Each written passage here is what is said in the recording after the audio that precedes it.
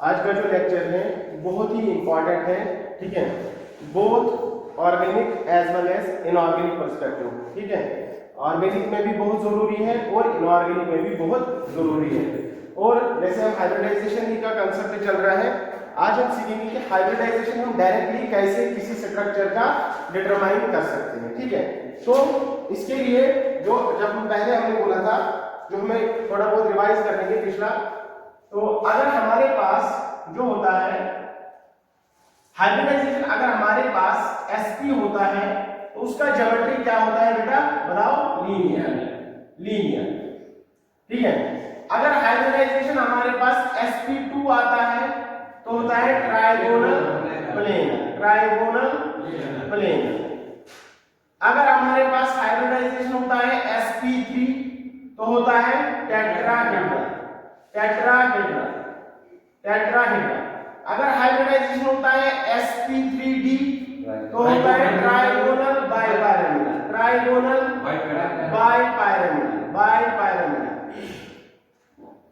ठीक है बेटा। अगर हाइब्रिडाइजेशन आ गया sp3d2 तो होता है ऑक्टाहेड्रल, ठीक है। अगर हाइब्रिडाइजेशन आ गया sp3d3 तो होता है पेंटागोनल बाइपिरामिडल, ठीक है बेटा, पेंटागोनल बाइपिरामिडल। तो इसके लिए हमने बोला था एग्जांपल, जनरल एग्जांपल्स याद रखो, एक एग्जांपल काफी है अभी के लिए। लीनियर के लिए हमने बोला था बेरिलियम क्लोराइड या बेरिलियम क्लोराइड, ठीक है। ट्राइगोनल प्लेनर के लिए हमने बोला था BF3 एग्जांपल के तौर पर, ठीक है। Beryllium chloride, beryllium trifluoride, boron trifluoride, tetrahedral में BCl, ठीक है, CH4 CCl4, वाटर, ठीक है, अमोनिया NH3, तो ये सब क्या है, टेट्राहेड्रल होते हैं। इसके बाद ट्राइगोनल बाइपिरामिडल में क्या होता है, PCl5, ऑक्टाहेड्रल में याद रखो SF6, ठीक है। और पेंटागोनल बाइपिरामिडल में याद रखो IF7। तो ये हमारा बेसिक यहाँ पर इससे पता चला हाइब्रिडाइजेशन क्या बता रही है, इसका क्या ज्योमेट्री होगा, ठीक है। तो यहाँ पर और एंगल्स भी हमें हाइब्रिडाइजेशन से कहीं ना कहीं पता चल रही है इसका डेटा। जैसे फॉर एग्जांपल लीनियर में 180 डिग्री एंगल, ट्रायंगुलर प्लेन में 120 डिग्री एंगल। जनरल एंगल्स की बात करेंगे तो लीनियर में होता है 180 डिग्री एंगल, ट्रायंगुलर प्लेन में होता है 120 डिग्री एंगल, टेट्राहेड्रल में होता है 109 डिग्री 28 मिनट्स, ठीक है। ट्रायंगुलर बाइपिरामिडल में 2 टाइप्स ऑफ एंगल्स होते हैं, ठीक है। एक तो होता है 120 डिग्री एंगल, 3 एंगल 120 डिग्री और 6 एंगल होते हैं 90 डिग्री, ठीक है। और इसी तरह से ऑक्टाहेड्रल की बात करेंगे तो ऑक्टाहेड्रल में हर कोई एंगल क्या होता है, 90 डिग्री एंगल बनाते हैं, ठीक है। इसके बाद पेंटागोनल बाइपिरामिडल में, इसमें हमने बोला था 90 डिग्री भी एंगल होता है और 72 डिग्री एंगल भी होता है। तो ये सब चीजें आप लोगों को बेसिक याद रखनी है। नाउ अब यहाँ तो ठीक है। अब यहाँ पर अगर आप लोगों को एग्जाम में क्वेश्चन आता है, चाहे नीट हो, चाहे JEE हो, चाहे बोर्ड में हो, तो क्वेश्चन वो यहाँ से नहीं देता है, क्वेश्चन वो डायरेक्टली पूछता है, या तो वो वहीं से स्ट्रक्चर देगा, आप लोगों को बताएगा, फॉर एग्जांपल वाटर का स्ट्रक्चर देगा, ठीक है, बताएगा बताओ इसकी हाइब्रिडाइजेशन क्या होगी, ठीक है, सेंट्रल एटम की हाइब्रिडाइजेशन क्या होगी। तो ये कैसे हम कैलकुलेट करेंगे, इसके लिए तो मेथड वही है कि आप लोग पहले ऑक्सीजन सेंट्रल एटम का लिख लो, इलेक्ट्रॉनिक कॉन्फ़िगरेशन, फिर इसके आगे चलो, ठीक है। एक तो वो मेथड है, थोड़ा लेंथी है। इसी तरह से अगर आप लोगों को बोला अमोनिया का बताओ, PCl5 का वो स्ट्रक्चर देगा तो बताएगा बताओ इनकी हाइब्रिडाइजेशन क्या है, ठीक है। क्या इसके लिए कोई ऐसा मेथड है कि हम डायरेक्टली बता सकते हैं कि इसका हाइब्रिडाइजेशन क्या होगा? यस, देयर आर 2 मेथड्स, ठीक है। इसके लिए हमें 2 मेथड्स होते हैं जो हमें आज कवर करने हैं, ठीक है बेटा। अब देखो बेटा,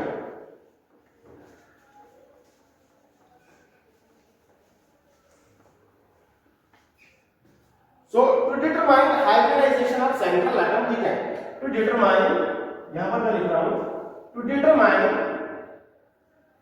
hybridization of central atom, ठीक है, सेंट्रल एटम। तो इसके लिए हमारे पास 2 मेथड्स होते हैं, we have 2 methods.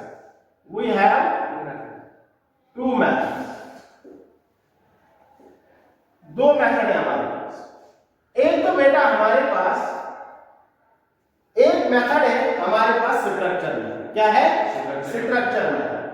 Very very important topic है आज का। एक तो है स्ट्रक्चर मेथड,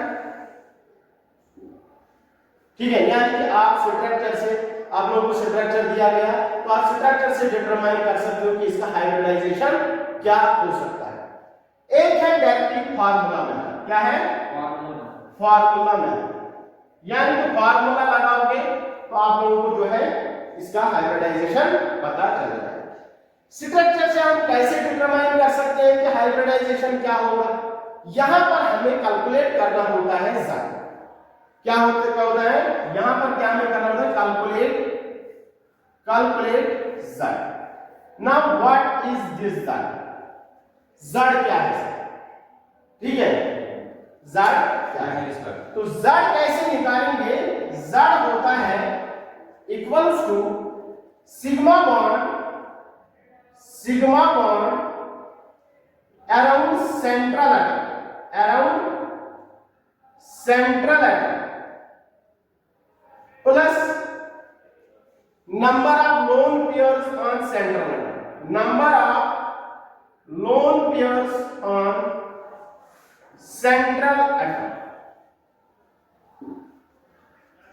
ठीक है। क्या होता है z, sigma bond around central atom के विसिनिटी में या सेंट्रल एटम के सराउंडिंग में कितने सिग्मा बॉन्ड है, या डायरेक्टली इसको OR करके मैं इसको OR ये भी लिख सकता हूं, इस फार्मूला को OR करके z equals to number of atoms attached to central atom, directly number of atoms attached to central atom, ये मतलब central atom, plus number of lone pairs, plus number of lone pairs on central atom, जो आप लोगों को आसान रहे याद करना वो आप याद कर सकते हैं। सिग्मा बॉन्ड सेंट्रल एटम में, या बॉन्ड पेयर जिसे हम बोलते हैं, सिग्मा बॉन्ड को बॉन्ड पेयर भी बोलते हैं, या number of atoms attached to central atom plus number of lone pairs, ठीक है। यहां पर कंफ्यूजन है और ठीक है, जो बच्चों को होता है सर ये लोन पेयर कैसे निकालें, हमें कैसे पता चलेगा किस एटम के कितने लोन पेयर हैं, ठीक है।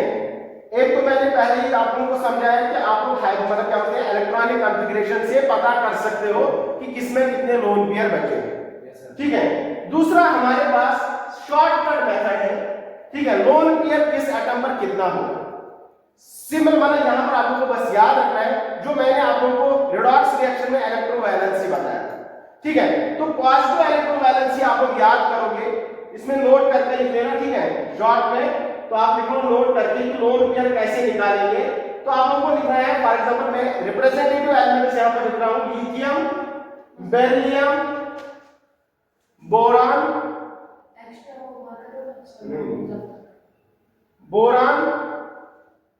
कार्बन, नाइट्रोजन, ये representative elements, lithium, beryllium, period number 2 है कि नहीं, वो पहले हाइड्रोजन फिर helium, lithium, beryllium, boron, carbon, nitrogen, oxygen, fluorine and neon, ठीक है। Lithium, beryllium, boron, carbon, nitrogen, oxygen, fluorine, these are called the representative elements, ठीक है। यानी कि लिथियम फैमिली में क्या होता है, हैरी ने की रब से फरियाद, बेटा मांगे कार स्कूटर बाप राजी, बैंगन आलू गाजर एक ढेला, काशी गए संत प्रभु, ना पास सब बकवास, ओ सिटाइल से तेल पालिश, ठीक है नहीं, ऑक्सीजन, सल्फर, सिलीनियम, टेलीनियम, ठीक है, पोलोनियम, ठीक है। इसी तरह से नाइट्रोजन, फास्फोरस, बस इनका याद रखो, पहले 2 3 एलिमेंट्स का इतना काफी है। कार्बन के बाद काशी गए संत प्रभु, ठीक है, कार्बन से बाद बोरान के बाद एल्युमिनियम, गैलियम, ठीक है, ये सब याद रखने हैं। फ्लोरीन, इसके बाद क्लोरीन, ब्रोमीन, आयोडीन, एस्पेटिन, यास्मीन, जास्मिन, नास्मिन इसी में आते हैं, ठीक है। नियॉन, ठीक है, इसके बाद क्रिप्टॉन, ठीक है, इसके बाद जीनॉन, ठीक है। ये इतने इनका याद रखो, 3 एलिमेंट्स का मेन याद रखने हैं फॉर डिटरमाइनिंग द हाइब्रिडाइजेशन या ज्योमेट्री ऑफ द मॉलिक्यूल, ठीक है। ज्यादातर एग्जांपल्स इन्हीं के आपको पूछे जाते हैं, ठीक है, जेईई लेवल तक भी यही से पूछा जाता है। अब देखो बेटा, ये ग्रुप 1 है कि नहीं, दिस इज ग्रुप 1, यहां पर मैं लिखूंगा group 1, this is group 2 and this is group 13, इसके बाद 10 जो है वो DADF से, ठीक है, group 13, group 14, group 15, group 16, group 17 and group 18। Clear? देखो अब आप लोगों को क्या करना है, इसकी जो वैलेंसी होती है वो होती है +1, इसकी जो वैलेंसी होती है वो होती है +2, इसकी वैलेंसी होती है +3। पॉजिटिव वैलेंसी की बात कर रहे हैं, ठीक है। लोन पेयर निकालने के लिए आप लोगों को पॉजिटिव वैलेंसी याद रखनी है। +3 इसका, +4 इसका, +5 इसका, +6 इसका, +7 और इसका +8। ठीक है, this is the positive valency of these representative elements. अब आप लोगों को बताएंगे, ठीक है, यहां पर फॉर एग्जांपल आप लोगों को बताया गया, चलो CH4 का बताओ हाइब्रिडाइजेशन क्या होगा। यहां CH4 है, यहां पर CH4 है हमारे पास, फॉर एग्जांपल CH4 है। तो अब आप लोगों ने देखा, आप लोगों को Z निकालना है, फिर बताऊंगा Z क्या होता है, ठीक है। तो आप लोगों ने देखा फार्मूले से Z क्या होता है, अब आपको इसका Z निकालना है। तो आप लोग यहां से Z कैसे निकालोगे, Z equals to number of atoms attached to central atom. Central atom is this because this is least in number.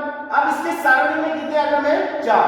तो सेंट्रल एटम के सराउंडिंग में कितने एटम, 4 प्लस लोन पेयर, अभी तो लोन पेयर पता नहीं लोन पेयर कितने हैं कार्बन के, तो लोन पेयर निकालने के लिए यहां से मैं बता रहा हूं कैसे निकालते हैं, ठीक है।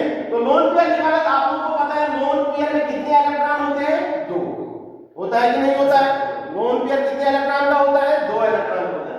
अब आप लोगों को कार्बन का निकालना है कितने लोन पेयर होंगे। तो आप लोगों को क्या करना है, जो यहां पर 4 है और देखना है इसमें कितने बॉन्ड बना लिए सेंट्रल एटम में।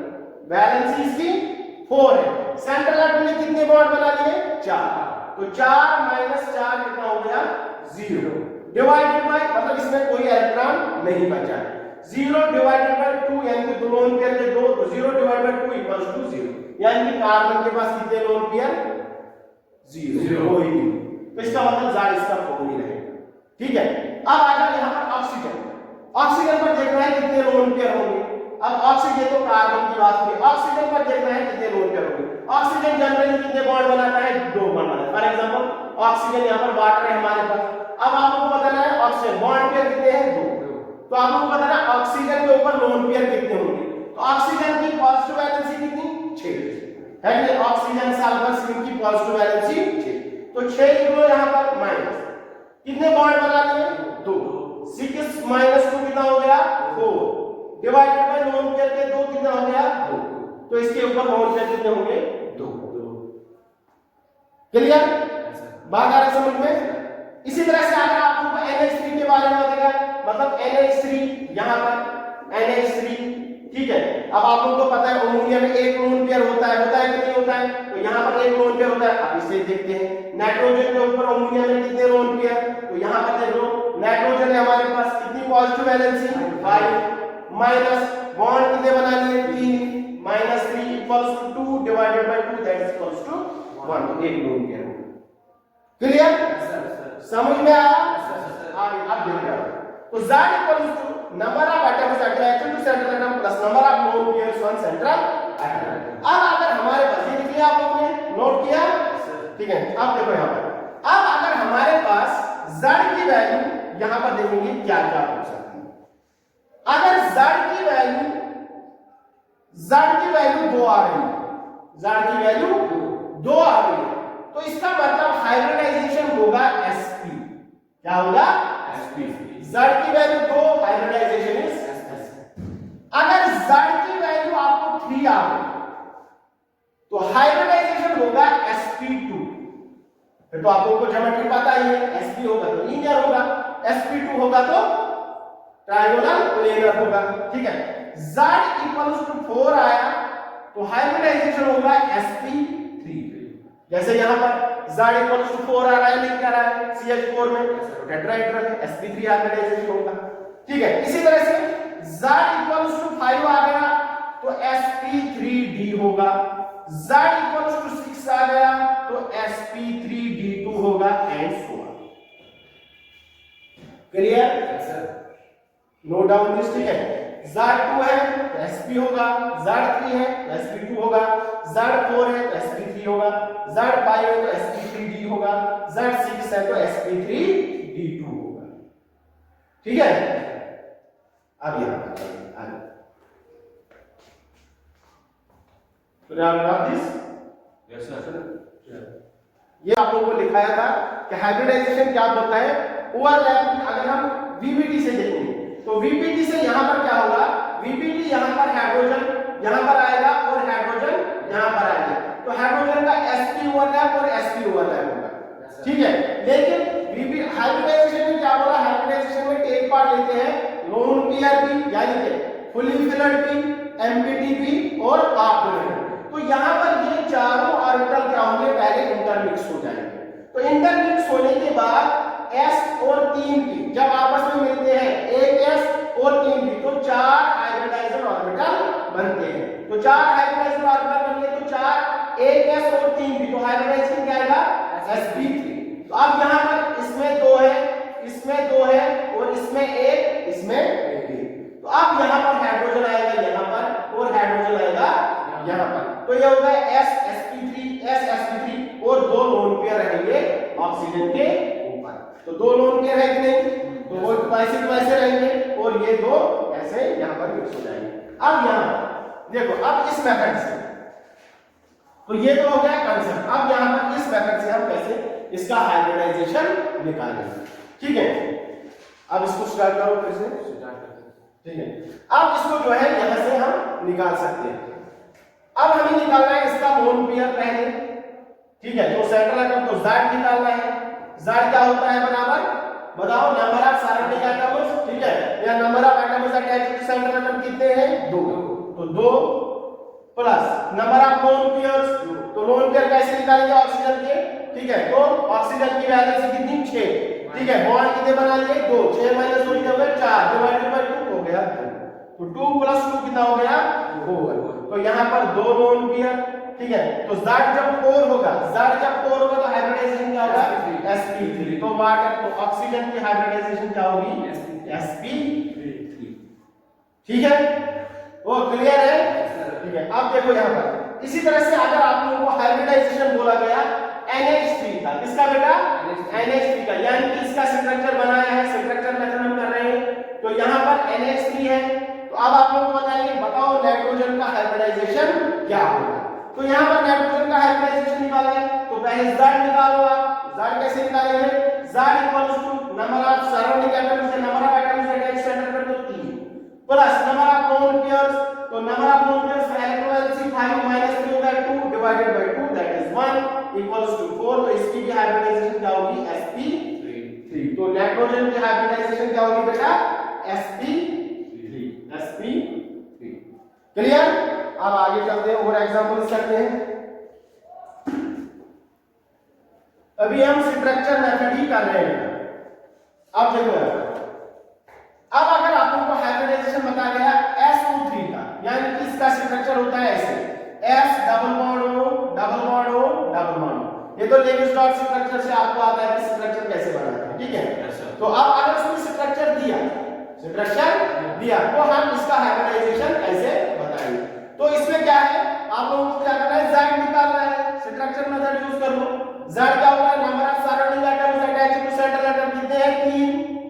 ऑक्सीजन 3 है कि नहीं है, ठीक है। या सिग्मा नॉट, ये तो पाई है, पाई का हाइब्रिडाइजेशन से कोई लेना देना नहीं होता है, ठीक है। तो यहाँ पर सिग्मा, 1 सिग्मा, 2 सिग्मा, 3 सिग्मा, या सीधे नंबर ऑफ सराउंडिंग एटम्स, ठीक है, या atoms attached to central atom, तो Z इक्वल्स टू 3, ठीक है, plus number of lone pairs on central atom. अब देख रहे हैं सल्फर के ऊपर कितने लोन पेयर होंगे, तो सल्फर की वैलेंसी कितनी, 6, ठीक है। 6 बॉन्ड कितने बना दिए, 6 बॉन्ड बनाए कि नहीं बनाए, 2 तो 4 तो 6 माइनस 6 कितना हो गया, 0 डिवाइडेड बाय 2, तो 0। तो लोन पेयर कितने बेटा, 0। तो यहाँ पर Z इक्वल्स टू 3। जब Z इक्वल्स टू 3 तो हाइब्रिडाइजेशन क्या होगा, sp2। तो इसकी हाइब्रिडाइजेशन क्या होगी बेटा, sp2। क्लियर, ठीक है। अब आ जाओ नेक्स्ट। अब वो बोलेगा बताओ हाइब्रिडाइजेशन क्या होगा, BF3 तो हमने बहुत बार किया है एग्जांपल्स में भी। तो BF3 का स्ट्रक्चर हो देगा BF3, ठीक है, BF3।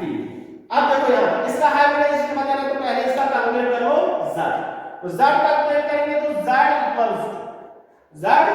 इक्वल्स टू तो z क्या होगा, नंबर ऑफ सराउंडिंग एटम्स कितने हैं बेटा 3 माइनस लोन पेयर कैसे निकालेंगे, इसका इलेक्ट्रोवैलेंसी कितना 3 है कि नहीं, इलेक्ट्रोवैलेंसी 3, तो 3 कितने बॉन्ड बना लिए 3 माइनस 3 0 डिवाइडेड बाय 2 0, तो लोन पेयर कितना होगा 0, तो 3 प्लस 0 इक्वल्स टू 3, ठीक है। तो इसका हाइब्रिडाइजेशन बनेगा यहां पर z इक्वल्स टू, तो इसका हाइब्रिडाइजेशन sp2 है, मतलब ये ट्रायंगुलर प्लेनर होगा। तो आप लोगों ने बीबीटी में भी देखा, ठीक है, तो इससे पहले भी हमने बताया था कि sp2 होता है एग्जांपल्स करके, तो इसका हाइब्रिडाइजेशन sp2 क्लियर है, ठीक है। आगे चलोगे एग्जांपल्स पर, अब मैं यहां पर ये मिटा रहा हूं, तो अब आप लोगों को समझ आ गया इसका बैलेंस, ठीक है, क्या होता है। अब देखो यहां, अब आप लोगों को बोलेगा थोड़ा सा वोल्टेज इंक्रीज करते हैं। अब आप लोगों को बोला हाइब्रिडाइजेशन बताओ H2SO4 में सल्फर की हाइब्रिडाइजेशन, ठीक है, सल्फर इन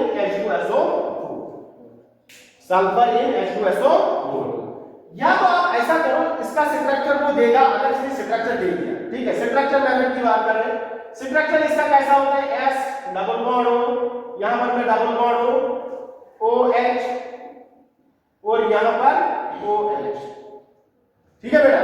तो अब यहां पर इसका हाइब्रिडाइजेशन Z निकालो, तो Z equals to number of atoms attached to central atom कितने हैं 1 2 3 4 एटम अटैच है सेंट्रल एटम, है कि नहीं, ओ सेंट्रल एटम के साथ ऑक्सीजन 4, ठीक है, प्लस लोन पेयर, सल्फर के ऊपर लोन पेयर, तो इलेक्ट्रोवैलेंसी इसकी 6 होती है, ठीक है, माइनस कितने बॉन्ड बना लिए 2 2 4 5 6, माइनस 6 हो गया 0 divided by 2 that is equals to 0, तो लोन पेयर 0। तो जब z इक्वल्स टू 4 होता है, जब z इक्वल्स टू 4 होता है, तो हाइब्रिडाइजेशन क्या होता है sp3, H2SO4 में सल्फर की हाइब्रिडाइजेशन होती है sp3, तो इसका मतलब सल्फ्यूरिक एसिड का स्ट्रक्चर क्या होता है, ज्योमेट्री क्या होती है क्लियर, टेट्राहेड्रल। अब अगर उसने बोला कि चलो, उसने तो H2SO4 नहीं बोला, उसने बोला SO4 2 नेगेटिव, H2SO4 और SO4 2 नेगेटिव, एक ही बात SO4 2 नेगेटिव लिख लो या H2SO4, ठीक है। आप लोगों को इसका स्ट्रक्चर कैसे होगा, S डबल बॉन्ड हो, अब यहां पर 2 ऑक्सीजन है, तो जब ऑक्सीजन एक ही बॉन्ड बनाता है, तो इसका मतलब इसके ऊपर नेगेटिव चार्ज जाएगा, अगर 3 बॉन्ड बनाएगा तो इसके ऊपर पॉजिटिव चार्ज आएगा, एक बॉन्ड बनाया तो नेगेटिव हो गया स्टेप, एक बॉन्ड बनाया तो नेगेटिव हो गया स्टेप, तो इसका मतलब SO4 2 नेगेटिव, यही तो है। अब O नेगेटिव के बाद आप बैलेंस कर लो, इसको H पॉजिटिव लगा दो, यहां पर H पॉजिटिव हो गया H2SO4, ठीक है। तो या तो आप ऐसे ब्रेक कर लो, या तो आप लोगों को स्ट्रक्चर पता होना चाहिए, ठीक है। आगे इससे भी मजा आएगा जब फार्मूला मेथड पर आएंगे, तो ये सब स्ट्रक्चर से। इसी तरह से अगर HNO3 का बोला या NO3 नेगेटिव, इसी तरह से अगर हमारे पास ये बोला गया, बताओ hybridization of nitrogen in HNO3, फिर स्ट्रक्चर देगा, यानी कि स्ट्रक्चर इसका ये होता है N डबल बॉन्ड हो, ठीक है, यहां पर डबल बॉन्ड हो, फिर यहां पर O N H, ठीक है, तो दिस इज HNO3, यहां पर 2 2 4 और 5 बना है, ठीक है, या NO3 नेगेटिव, तो ये O नेगेटिव H पॉजिटिव। अब इसका हाइब्रिडाइजेशन बताना है, ठीक है। तो हाइब्रिडाइजेशन कैसे बताएंगे बेटा इसका, तो Z निकालो, Z इक्वल्स टू, तो Z क्या होगा, नंबर ऑफ सराउंडिंग एटम्स कितने 3, 1 2 3, और नाइट्रोजन के साथ जितने अटैच होंगे वो, ठीक है। तो ये तो हाइड्रोजन ऑक्सीजन के साथ अटैच है, ये नहीं, हमें नाइट्रोजन के साथ अटैच है उसका बताना है, ठीक। तो Z इक्वल्स टू कितने अटैच है 1 2 3 प्लस लोन पेयर, नाइट्रोजन के ऊपर लोन पेयर, ठीक है, वही है उस पर लॉकर के ऊपर, ठीक है। अब नाइट्रोजन पर देखना है, इस पर लोन पेयर, अब इसकी इलेक्ट्रोवैलेंसी कितनी होगी 5 नाइट्रोजन की, ठीक है, नाइट्रोजन की इलेक्ट्रोवैलेंसी 5, तो 5 माइनस, ठीक है, 5 बार बना लिए 5 हो गया 0 divided by 2 that is equals to 0। 0 lone pair 0 तो Z इक्वल्स टू 3। तो इसका मतलब इसकी हाइब्रिडाइजेशन sp2 है, क्या होगी sp2। अब यहां पर बोलिए अगर वो बोलेंगे नाइट्रोजन इन HNO3 या NO3 नेगेटिव, एक ही बात है, ठीक है बेटा, ठीक है, NO3 नेगेटिव बोले या HNO3 बोले एक ही बात होती है, क्लियर, ठीक है। इसी तरह से H3PO4 फास्फोरिक एसिड, H3PO4 का हाइब्रिडाइजेशन H3PO4, ठीक है। तो अब इसका स्ट्रक्चर हमने देखा है P double bond OH OH और OH, ठीक है, this is the structure of H3PO4। अब यहां पर Z निकालो, फास्फोरस का आप लोगों को बताना है सेंट्रल एटम, तो Z equals to surrounding atoms 1 2 3 4 plus lone pairs. तो फास्फोरस किस फैमिली में आता है, नाइट्रोजन फैमिली में, नापास सब बकवास, ठीक है। तो यहां पर इसकी इलेक्ट्रोवैलेंसी 5 होती है तो इसकी भी 5 होगी, ठीक है। तो 5 कितने बॉन्ड बना लिए, 5, 5 - 5 0 डिवाइडेड बाय 2 लोन पेयर 0, तो यहां पर 4 + 0 = 4। तो हाइब्रिडाइजेशन इज sp3 और ये भी क्या होगा बेटा, टेट्राहेड्रल, टेट्राहेड्रल, क्लियर, ठीक है। अब आ जाओ PCl5। अब PCl5 का स्ट्रक्चर देगा वो बताएगा, बताओ फास्फोरस की हाइब्रिडाइजेशन क्या होगी, Cl Cl Cl, ठीक है। PCl5 में फास्फोरस की हाइब्रिडाइजेशन बतानी है, ठीक है। तो अब यहां पर फास्फोरस का हाइब्रिडाइजेशन बताना है तो Z निकालो।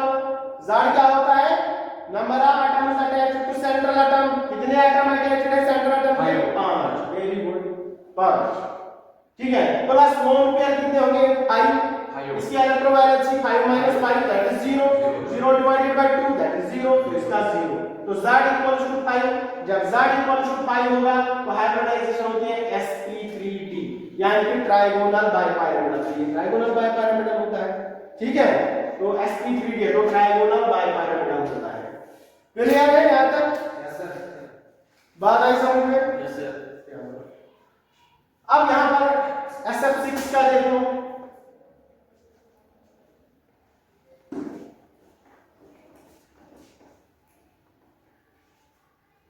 SF6 का हाइब्रिडाइजेशन यानी कि सल्फर का, तो इसका जो स्ट्रक्चर होता है लाइक दिस स्ट्रक्चर दिया है उसमें,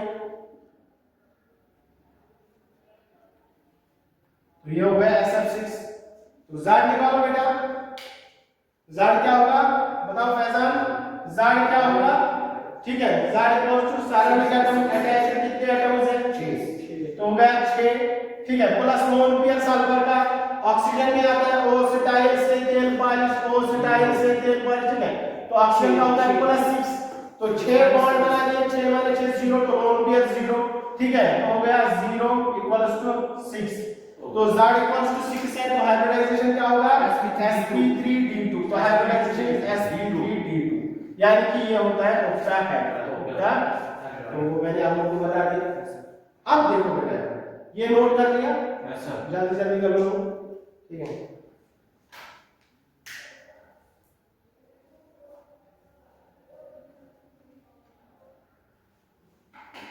आपने this we have formula method, ठीक है।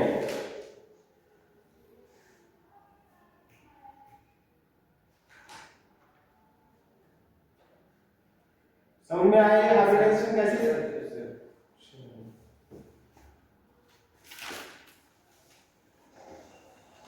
अब देखो बेटा, अब अगर हमारे पास ऐसे स्ट्रक्चर्स होंगे कि मतलब जिनका हमें स्ट्रक्चर मतलब याद नहीं रहता है, ठीक है, या निकाल नहीं सकते हैं, तो उसके लिए एक डायरेक्ट मेथड है जिसे हम फार्मूला मेथड बोलते हैं। फॉर एग्जांपल आप लोगों को ऐसा स्ट्रक्चर दिया गया, ऐसा स्ट्रक्चर दिया गया C double bond C single bond C triple bond C, ठीक है, इसी तरह से, ठीक है। फिर यहाँ पर सिंगल बॉन्ड C, यहाँ पर NH3, ठीक है। अब यहाँ पर, ठीक है, एक एक करके आप लोगों को स्ट्रक्चर मालूम, ये इसका तो होगा CH2, ये तो आप लोगों ने 10th में पढ़ा है, इसका H होगा यहाँ पर, इसका तो नहीं होगा, 4 बॉन्ड बना लिए, 4 बॉन्ड बना लिए, यहाँ पर NH3। तो इसमें से आपको हर किसी एटम का हाइब्रिडाइजेशन बताना होगा, ठीक है। तो Z तो आप निकाल सकते हो, Z से आप डायरेक्टली कर सकते हो यहाँ पर, ठीक है। फॉर एग्जांपल इसका Z अगर यहाँ पर हाइड्रोजन 2 है तो यहाँ पर हाइड्रोजन 2 है, तो इसका Z निकालो पहले हर किसी एटम का। तो Z क्या होगा यहाँ पर, ठीक है, Z यहाँ पर 3 होगा, 1 2 3 होगा कि नहीं, वो 5 1 तो कैलकुलेट नहीं होगा, नंबर ऑफ सराउंडिंग एटम्स होगा कि नहीं होगा। आप इस मतलब इसको मान लूंगा, इसका 2 इसका 3 इसका 4 इसका 5, ठीक है। कार्बन 1 की हाइब्रिडाइजेशन बताएगा, वो बताओ कार्बन 1 का हाइब्रिडाइजेशन क्या होगा। तो इसका आप निकालो Z1 इक्वल्स टू, ठीक है। तो यहाँ पर सराउंडिंग एटम्स कितने, 1 2 3 तो हो गए 3, ठीक है। Plus number of lone pairs, तो 4 होती है इसकी पॉजिटिव वैलेंसी, 4 माइनस 4 हो गया 0, तो इसका lone pair 0, 3 plus 0 equals to 3, तो इसकी हाइब्रिडाइजेशन क्या होगी, sp2। जब Z3 आएगा तो sp2। इसी तरह से इसका बताना है, तो आप यहाँ पर कार्बन, फिर से कार्बन Z2 निकालो आप यहाँ पर, तो इसका Z2 निकालेंगे, तो कार्बन के सारणी में कितने एटम, 1 2 3, तो यहाँ पर 3 प्लस, ठीक है, लोन पेयर इसका कितना होगा 0, तो 3 प्लस 0 दैट इक्वल्स 3, तो ये भी क्या होगा बेटा sp2, ठीक। अब आ जाओ यहाँ पर इस कार्बन का देखो Z3, इसका Z3 निकालो, तो यहाँ पर सारणी में कितने एटम, 2, इस कार्बन के सारणी में कितने एटम, 1, जो इसके अटैच्ड है 1 2, तो Z equals 2 plus lone pair कितना होगा, 4 बॉन्ड बना लिए तो 0, 2 प्लस 0 इक्वल्स 2, तो इसकी हाइब्रिडाइजेशन क्या होगी, sp। सिमिलर इसका भी वही है, तो इसकी भी हाइब्रिडाइजेशन sp, ठीक है। फिर यहाँ पर नाइट्रोजन का पता ही है, इसका तो sp3 होगा यहाँ पर, ठीक है। तो अब यहाँ पर आप लोग एक बात क्लियर कर लो, एक बात क्लियर कर लो, अगर कार्बन जो है डबल बॉन्ड के साथ अटैच है, अगर कार्बन और कार्बन के बीच में डबल बॉन्ड है, तो कार्बन हमेशा sp2 होगा, क्या होगा, sp2, ठीक है। ध्यान रखिए, कार्बन और कार्बन के बीच में डबल बॉन्ड है, तो ये क्या है, sp2 है कि नहीं। अगर कार्बन ट्रिपल बॉन्ड के साथ जुड़ा है, कार्बन ट्रिपल बॉन्ड के साथ जुड़ा है, तो इसकी हाइब्रिडाइजेशन होती है sp, क्या होती है, sp, क्लियर। कार्बन और कार्बन के बीच में डबल बॉन्ड, तो हाइब्रिडाइजेशन जनरली sp2, अगर कार्बन और कार्बन के बीच में ट्रिपल बॉन्ड, तो हाइब्रिडाइजेशन जनरली sp, ठीक है, क्लियर। अब यहाँ पर अगर ऐसा सिग्नल दे दिया Hc, तो sp3 होगा, वो तो क्लियर है, ठीक है। अगर खाली सिंगल बॉन्ड होगा तो हाइब्रिडाइजेशन sp। अगर यहाँ पर HCO2 F2 है, ठीक है, ऐसा कोई मॉलिक्यूल, इसका स्ट्रक्चर आपको थोड़ी पता है, ठीक है। यहाँ तो आप लोगों को याद रखना है, मैं स्ट्रक्चर जैसे बनाया था पहले, तो इसका आप लोगों को स्ट्रक्चर पहले बनाना होगा, फिर उसके बाद देखना है हाइब्रिडाइजेशन रिजल्ट निकालेंगे। तो ऐसे मॉलिक्यूल्स को आप क्या करोगे, या इसी तरह से अगर इसने HCF4 दे दिया, ठीक है, जिनान कंपाउंड्स है, जिनान ऑक्सीडाइज्ड क्लोराइड, ठीक है, जिनान टेट्राफ्लोराइड, तो इसी तरह से इनका अगर हमें हाइब्रिडाइजेशन बताना होगा, तो इसके लिए हम डायरेक्ट मेथड यूज करेंगे, यानी कि बाकी सब के लिए हम डायरेक्ट मेथड भी इस्तेमाल कर सकते हैं, वो 100% वर्क कर सकता है, जिसे हम सुपरक्रिप्ट भी बोलते हैं, ठीक है। तो आप देखो बेटा, यहाँ पर आप देखो सुपरक्रिप्ट क्या है, लेकिन ये बात याद रखना, एग्जाम में क्वेश्चन को किसी भी तरीके से पूछ सकता है, स्ट्रक्चर दे सकता है, या आप लोगों को यहाँ पर डायरेक्ट मॉलिक्यूलर फार्मूला दे देगा, बताएगा सेंट्रल एटम का हाइब्रिडाइजेशन क्या होगा, ठीक है। तो आपको क्या करना है, फार्मूला मेथड क्या डायरेक्ट मेथड, या इसको आप लोगों को सुपरक्रिप्ट, ठीक है, to find hybridisation, to find hybridisation of central atom, ठीक है। तो इसको हम फार्मूला मेथड भी बोलते हैं। यहां पर हम Z कैसे कैलकुलेट करेंगे, यहां पर भी आप लोगों को Z ही कैलकुलेट करना है। Z क्या होगा, यहां पर Z इक्वल्स टू होगा, ठीक है, हाफ ऑफ, ठीक है, formula half of bracket star number of valence electrons of central atom, half of number of valence electrons of central atom plus negative charge जैसे लेविस स्ट्रक्चर में करते हैं ना, वहां पर हम टोटल वैलेंस इलेक्ट्रॉन्स निकाल रहे हैं, ठीक है। Plus negative charge minus positive charge, minus positive charge plus number of monovalent atoms. अब इतना तो याद रखना पड़ेगा अगर आप लोगों को हाइब्रिडाइजेशन निकालना है हर किसी का आसान तरीके से, तो ये फार्मूला को याद रखना पड़ेगा।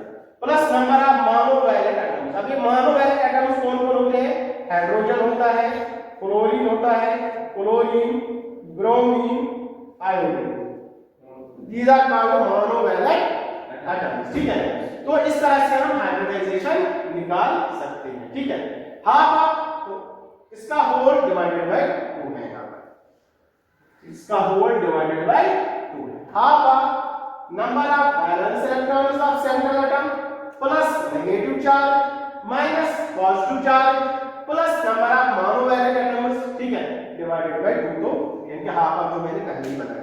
अब यहां पर इसको अप्लाई कर सकते हैं, ठीक है। इसी तरह से अगर यहां पर भी z 2 आया, अगर यहां पर भी z 2 आया तो हाइब्रिडाइजेशन sp, अगर z 3 आया तो हाइब्रिडाइजेशन sp2, अगर z 4 आया तो हाइब्रिडाइजेशन sp3, ठीक है, एंड सो ऑन, जैसे आपने पिछले एग्जांपल में किया था। अब देखो यहां पर इसको अप्लाई करते हैं, क्या ये अप्लाई होगा? अब यहां पर जैसे वहां पर वाटर में देखा था हमने, उसने डायरेक्टली बोला बताओ hybridization of oxygen in H2O, hybridization of oxygen in H2O। तो हमें क्या करना है? सेंट्रल एटम को पकड़ो, ठीक है। तो Z निकालना है equal to half number of valence electrons of central atom. Central atom कौन?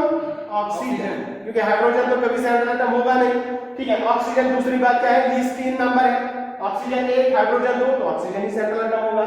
तो ऑक्सीजन के वैलेंस इलेक्ट्रॉन्स कितने बेटा? 6, ठीक है। प्लस चार्ज है कुछ नहीं है, ना नेगेटिव चार्ज है ना पॉजिटिव चार्ज है, इसको छोड़ दो। प्लस मोनोवैलेंट एटम, हाइड्रोजन है कि नहीं है? कितने हैं? 2, तो 6 प्लस 2, ठीक है। तो Z equals to half of 6 plus 2 कितना हो गया? 8, 2 1 जार 2, 2 4 जार 8, तो Z इक्वल्स टू 4। तो Z जब 4 होगा तो हाइब्रिडाइजेशन sp3 यानी कि टेट्राहेड्रल, यानी कि टेट्राहेड्रल। क्लियर हो? आ रहा है समझ में? इसी तरह से अगर NH3 का बोलेगा वो NH3, यहां पर देख लो NH3 का बताया, यहां पर स्ट्रक्चर आप नहीं दे रहा है, डायरेक्टली बोल रहा है hybridization of nitrogen in NH3, nitrogen का हाइब्रिडाइजेशन बताओ NH3 में, ठीक है। तो क्या करेंगे? हाफ ऑफ Z निकालेंगे, हाफ ऑफ, ठीक है, number of valence electrons of central atom. Nitrogen है, नाइट्रोजन के वैलेंस इलेक्ट्रॉन्स 5 होते हैं, प्लस चार्ज कुछ भी नहीं है, ना पॉजिटिव ना नेगेटिव, मोनोवैलेंट एटम 3 है, तो 5 प्लस 3 हो गए 8, तो 1/2 5 प्लस 3 8, 2 1 जार 2, 2 4 जार 8, तो Z इक्वल्स टू 4। तो Z जब 4 होगा तो हाइब्रिडाइजेशन क्या होगा? sp3, तो नाइट्रोजन अमोनिया की हाइब्रिडाइजेशन अमोनिया की टेट्राहेड्रल, ठीक है। ब्रिटिश टेट्राहेड्रल ज्योमेट्री क्या होगी? टेट्राहेड्रल। इसी तरह से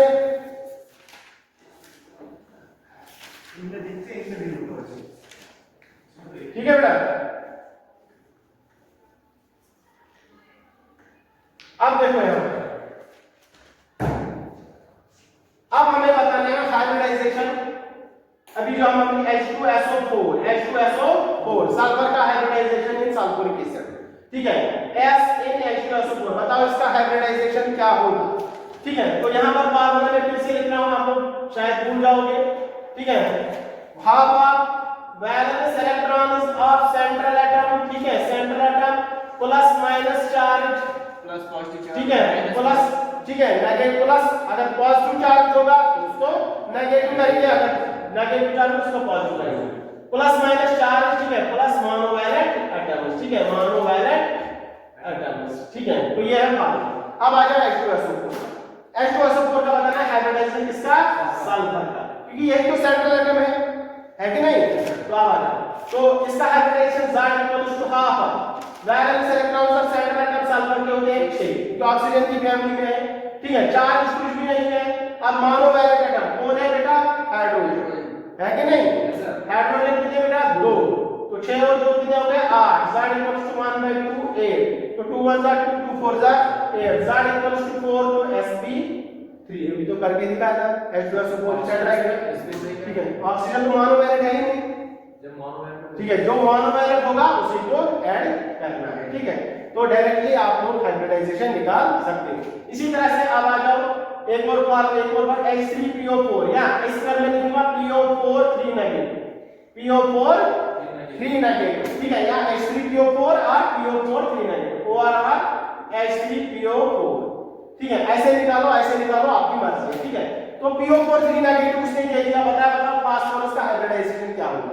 तो Z निकालो, Z equals to half valence electrons of central atom, phosphorus की कितनी वैलेंस इलेक्ट्रॉन्स, नाइट्रोजन फैमिली से है तो 5 होंगे, 5 प्लस चार्ज है 3 नेगेटिव, जब नेगेटिव होगा तो उसको प्लस करना है, तो +3, ठीक है, प्लस मोनोवैलेंट एटम कोई भी नहीं, ठीक है, तो इतना ही। तो Z इक्वल्स टू 1 by 2 5 + 3 8, 2 1 जा 2 2 4 जा 8, Z इक्वल्स टू 4, तो ये हो गया sp3, ठीक है। तो ये सब sp3 एग्जांपल्स थे। अब आ जाओ sp2 यानी कि बेरियम, चलो barium chloride linear sp hybridization, देखो बेटा यहां पर बेरिलियम क्लोराइड का बताओ, बेरिलियम इन बेरिलियम क्लोराइड, ठीक है, hybridization of beryllium in beryllium chloride. अब देखो यहां पर बेरिलियम का आप Z निकालो, तो Z equals to half beryllium के वैलेंस इलेक्ट्रॉन्स कितने होते हैं, हाइड्रोजन हीलियम लिथियम बेरियम, तो 2 होंगे। तो यहां पर देखो बेरिलियम का एटॉमिक नंबर क्या होता है बेटा 4, ठीक है, तो 1s2 2s2, तो वैलेंस इलेक्ट्रॉन्स कितने बेटा 2, तो हो गया 2 वैलेंस इलेक्ट्रॉन्स, ठीक है, plus number of monovalent atom कितने बेटा 2, chlorine is a monovalent atom, hydrogen chlorine chlorine bromine iodine is a monovalent atom, ठीक है, तो क्लोरीन 2 है, तो हो गया Z इक्वल्स टू हाफ 2 + 2 हो गए 4, 2 1 जा 2 2 2 जा 4, तो Z इक्वल्स टू 2, जब Z इक्वल्स टू होगा तो हाइब्रिडाइजेशन होगा sp, तो ये लीनियर होता है, ठीक है, क्लियर, ठीक है, 100%, ठीक है, इसमें कोई शक नहीं है कि नीट में क्वेश्चन आएगा कि नहीं आएगा, जेई में क्वेश्चन आएगा कि नहीं आएगा, 100% क्वेश्चन होगा, ठीक है, एक क्वेश्चन तो बनता है हाइब्रिडाइजेशन से, ठीक है। या कोई भी कॉम्पिटिटिव एग्जाम में आप बैठोगे तो हाइब्रिडाइजेशन पर क्वेश्चन पूछा जाता है, ठीक है। इसी तरह से अब आ जाओ HCO2F2, ठीक है। अब इसका ना तो स्ट्रक्चर हमें याद है, ठीक है, क्यों ना इसके बाद स्ट्रक्चर बना सकते जब हमें हाइब्रिडाइजेशन पता चलेगी।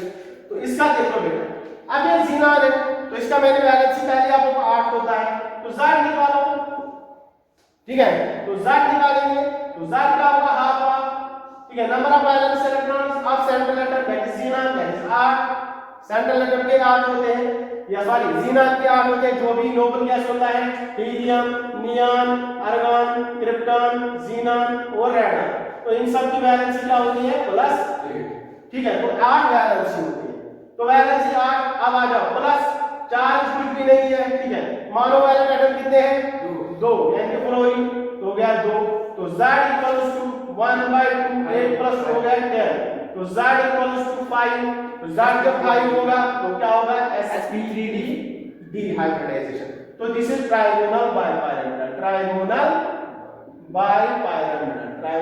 बाइपायरामिडल, ठीक है बेटा,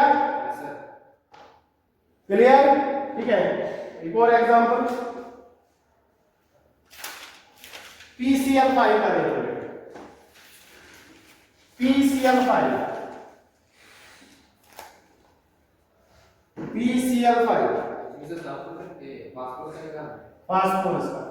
फास्फोरस इन PCl5, ठीक है, तो PCl5 में निकालना है, तो Z equals to half of, ठीक है, number of valence electrons of central atom that is phosphorus, that is 5, ठीक है, प्लस मोनोवैलेंट एटम कितने हैं 5, ठीक है, तो हो गया Z equals to half of 10, तो 2 1 जा 2 2 5 जा 10, Z इक्वल्स टू 5, तो दिस इज ट्राइगोनल बाइपायरामिडल, ठीक है, sp3d, very good, sp3d hybridisation, ठीक है,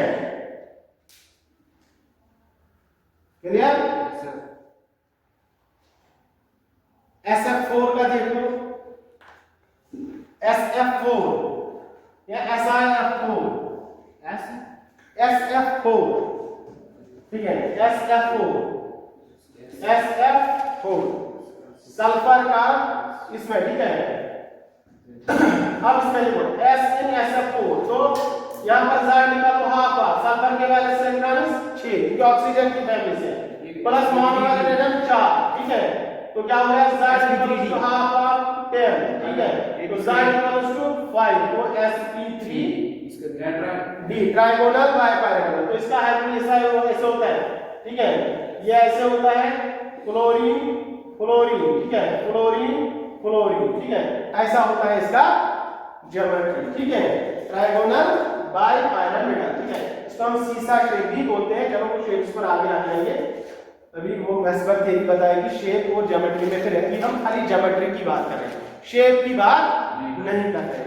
क्लियर बेटा? BF3 का कार्बन ग्रुप से, ठीक है। एग्जांपल्स आप जितना रिवाइज करोगे इसका उतना आपके लिए, सेहत के लिए अच्छा है, ठीक है, साइंस के लिए मतलब तो अच्छा है ही, तो प्रैक्टिस करोगे तो आपकी सेहत के लिए अच्छा है, ठीक है। अब ऑर्गेनिक में थोड़ा एग्जांपल 3-4 में दिखाऊंगा, ठीक है। ऑर्गेनिक इंपॉर्टेंट है, ठीक है। ऑर्गेनिक मॉलिक्यूल्स में तो आपको पता ही है कि कार्बन का ज्यादातर पूछते हैं। ऑर्गेनिक मॉलिक्यूल्स, ठीक है। देखो यहां पर ज्यादातर आप लोगों को कार्बन का हाइब्रिडाइजेशन पूछा जाएगा, नाइट्रोजन का पूछा जाएगा, या ऑक्सीजन का पूछा जाएगा, या ज्यादा से ज्यादा सल्फर, ठीक है, ठीक है। ये पॉइजनस है, ठीक है, आप उसको लिख सकते हैं CH4N, ठीक है, पॉइजनस, ठीक है। इन्हीं का ज्यादातर हाइब्रिडाइजेशन पूछा जाता है, ठीक है। अभी आप लोगों को मैंने बोला अगर कार्बन के सराउंडिंग में 4 एटम है,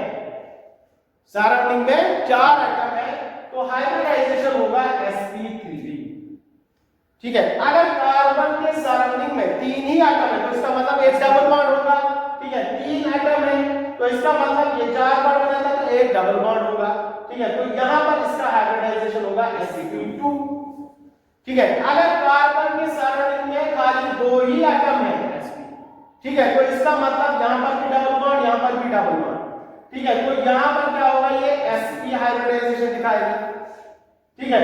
इसी तरह से कार्बन ने अगर ट्रिपल बॉन्ड बना लिया तब भी क्या हाइब्रिडाइजेशन होगा, sp हाइब्रिडाइजेशन होगा, ठीक है। क्लियर? ठीक है, फिर मैं एग्जांपल्स बता दूंगा तो भी आप इतना ये याद रखो ऐसे। इसी तरह से नाइट्रोजन की अगर 3 बॉन्ड होंगे तो sp3, 4 बॉन्ड होंगे तब भी sp3, 5 बॉन्ड होंगे तो sp2, ठीक है। एग्जांपल्स करके देखते हैं। यहां पर मैं एक एग्जांपल बता दूंगा बेटा, जैसे for example this is CH3 CH2 single bond C double bond CH, यहां पर हो गया CH2। बताओ इनमें से हर किसी कार्बन का हाइब्रिडाइजेशन क्या होगा, ठीक है। देखो यहां पर this is 1, this is 2, this is 3, this is 4, इसका हाइब्रिडाइजेशन क्या होगा, तो कार्बन के सराउंडिंग में 4 एटम है, 1 2 3 4, ठीक है। तो Z इक्वल्स टू 4, तो इसका हाइब्रिडाइजेशन sp3 डायरेक्टली। कार्बन के सराउंडिंग में कितने, 1 2 3 4, तो ये भी sp3। कार्बन के सराउंडिंग में 1 2 3, तो ये sp2। कार्बन के सराउंडिंग में 1 2 3, तो ये क्या होगा, sp2। क्लियर?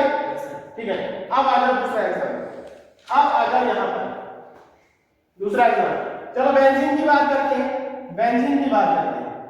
बेंजीन में हर कोई कार्बन, दिस इज बेंजीन, ठीक है। अब यहां पर ये सब कार्बन एटम जो भी वर्टिसेस पर आते हैं, ठीक है, इनको हम कार्बन बोलते हैं, ठीक है। ये सब कार्बन एटम्स हैं, 1 2 3 4 5 6, ठीक है बेटा।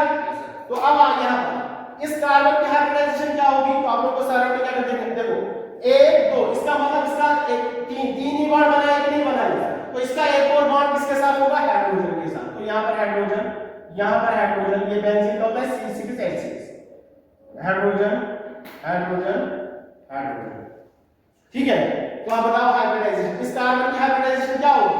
यहां पर बताओ कार्बन 1 2 3 ही बॉन्ड बना लिए तो sp2 सिमिलर इसका भी क्या होगा sp2, यहां पर क्या होगा sp2, यहां पर क्या होगा वेरी गुड sp2 तो each carbon is sp2 hybridised. जब sp2 हाइब्रिडाइजेशन होता है तो ज्योमेट्री क्या होती है? Trigonal planar. तो इसका हाइब्रिडाइजेशन हर किसी कार्बन का क्या होगा sp2, तो ज्योमेट्री होगा ट्राइगोनल प्लेनर, इसलिए बेंजीन होता है प्लेनर स्ट्रक्चर। क्या होता है? Planar structure. क्लियर हो? बात आ रही समझ में? चलो अब एक और मॉलिक्यूल में बना रहा हूं यहां पर, ठीक है, ताकि हमें जो है ऑर्गेनिक में आसान हो जाए। अब क्योंकि इसके बाद थर्मोडायनामिक्स रहेगा, फिर ऑर्गेनिक्स रहेगा, तो ऑर्गेनिक। अब मैं यहां पर एक और मॉलिक्यूल बना रहा हूं,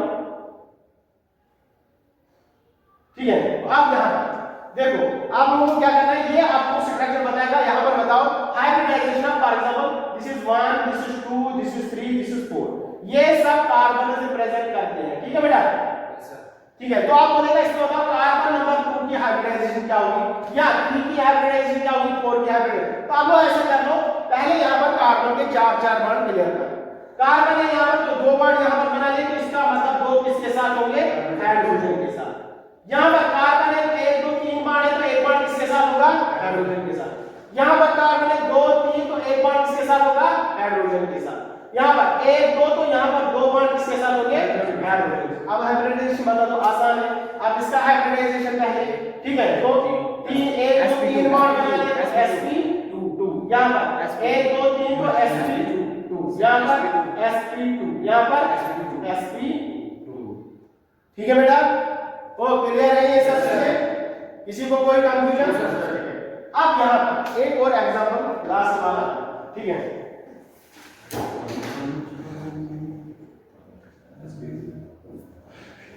यहां पर देखो बेटा, यहां पर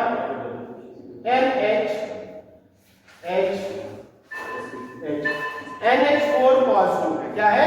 NH4 पॉजिटिव। इसका बताएगा नाइट्रोजन के ऊपर, बताओ हाइब्रिडाइजेशन क्या होगा। सीधे आप लोग Z कैलकुलेट कर लो, Z कैलकुलेट करना है, ठीक है। तो स्ट्रक्चर दिया है, तो बताएगा हाइब्रिडाइजेशन, बताओ नाइट्रोजन के ऊपर क्या होगा। तो स्ट्रक्चर मेथड यूज करते हैं, तो Z equals to number of centre atoms attached to central atom, कितने हैं? 4 है कि नहीं? वो 4 है कि नहीं? ठीक है। प्लस लोन पेयर होता है, तो नाइट्रोजन के ऊपर देखना है लोन पेयर, ठीक है। तो नाइट्रोजन के ऊपर देखना है लोन पेयर, तो यहां पर नाइट्रोजन का आप लोगों को क्या करना है? लोन पेयर देखने के लिए आपको उसकी पॉजिटिव वैलेंसी देखनी है, तो इसकी होती है 5, लेकिन उसमें से एक तो चला गया, प्लस मतलब इसने एक इलेक्ट्रॉन लॉस किया है, तो आप i - 1 दैट इज 4, तो 4 माइनस, अब बॉन्ड कितने बना लिए? 4, तो दैट इक्वल 0 डिवाइड बाय 2, तो इसके ऊपर कोई लोन पेयर नहीं होगा, तो 4 + 0 दैट इज 4, जब z इक्वल टू 4 तो ये होगा sp3। क्लियर? अब यहां पर कुछ एक्सेप्शन है हाइब्रिडाइजेशन में, ठीक है, लेकिन वो ऑर्गेनिक में है। कहां पर है? ऑर्गेनिक में। जब लोन पेयर होगा adjacent to central atom, when lone pair is adjacent to central atom, ठीक है, या व्हेन लोन सेंट्रल एटम नहीं, when lone pair is adjacent to pi bond, तो वहां पर हाइब्रिडाइजेशन चेंज होता है। फॉर एग्जांपल कोई एग्जांपल लेते हैं, यहां पर एमाइड बॉन्ड, यहां पर C डबल बॉन्ड हो NH, देखो यहां पर अगर आप लोगों को देखना, यहां पर नाइट्रो बताएगा वो नाइट्रोजन की हाइब्रिडाइजेशन बताओ क्या होगी। तो नाइट्रोजन की हाइब्रिडाइजेशन यहां पर एक्सपेक्टेड क्या दिख रहा है? नाइट्रोजन के सराउंडिंग में कितने एटम थी, ठीक है, तो यहां पर एक लोन पेयर होगा, जब 3 बार बनाएंगे तो इसके ऊपर लोन पेयर होगा, जैसे NH3 में हमने बताया था NH3 में, ठीक है, तो यहां पर एक लोन पेयर होता है। तो अब यहां पर नाइट्रोजन के ऊपर लोन पेयर है, तो सराउंडिंग में Z निकालोगे आप, Z3, ठीक है, प्लस एक लोन पेयर तो हो गया 4, तो ये हो गया sp3, but this is not sp3, ये sp3 नहीं होता, क्योंकि जब हम ऑर्गेनिक में जाएंगे ये लोन पेयर यहां पर, इसके लिए हमें एक कांसेप्ट पढ़ा दैट्स रेजोनेंस, ये लोन पेयर यहां रेजोनेंस में जाता है और इसके ऊपर ऐसे चलता है, ठीक है, इसका मतलब है रेजोनेंस होना। तो यहां पर जो स्ट्रक्चर बनता है कि CO- डबल बॉन्ड NH, अब इसका हाइब्रिडाइजेशन जो है 3 है तो sp2, ठीक है, तो वहां पर हम समझाएंगे, जब रेजोनेंस पढ़ेंगे उसके बाद ये क्लियर होगा। ठीक है, किसी को कोई कंफ्यूजन कोई क्वेश्चन होगा तो बता सकता है, ठीक है।